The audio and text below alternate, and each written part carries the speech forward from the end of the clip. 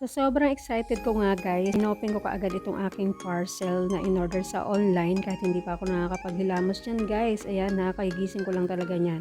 Pero alam nyo ba kasi, ang tagal ko na talagang hinangad na magkaroon ako ng ganitong lutuan, induction cooker. Kasi parang napaka-simple lang niya and talagang best ito dun sa mga mag-partner na dalawa lang sila, gano'n. Tsaka yung mga nagwo-work na pagdating na lang is hindi na kailangan bumili pa ng gasol 'pag naubusan, 'di ba?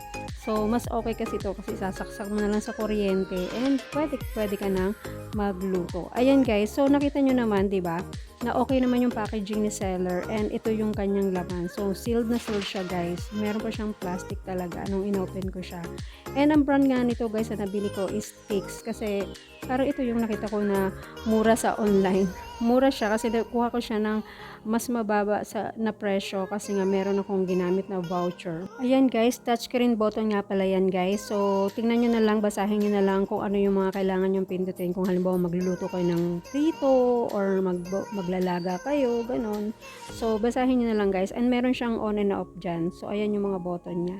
So, ayang bilog na yan guys, yan yung umiinit. So, kapag meron kayong nilagay dyan na stainless steel pan or cast iron pan is madedetect ni induction cooker at saka siya iinit. So, kapag hindi daw siya stainless steel or cast iron pan, hindi po siya magpa-function. So, yun guys. So, make sure na tama yung ginagamit niyo na lutuan. Okay, napakadali lang guys kasi sasaksak mo lang talaga siya sa 220 volts and yun talaga volts talaga.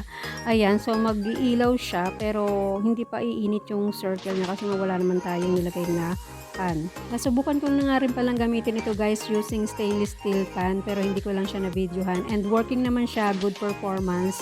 Kaya kung gusto nyo rin ito, click the link below.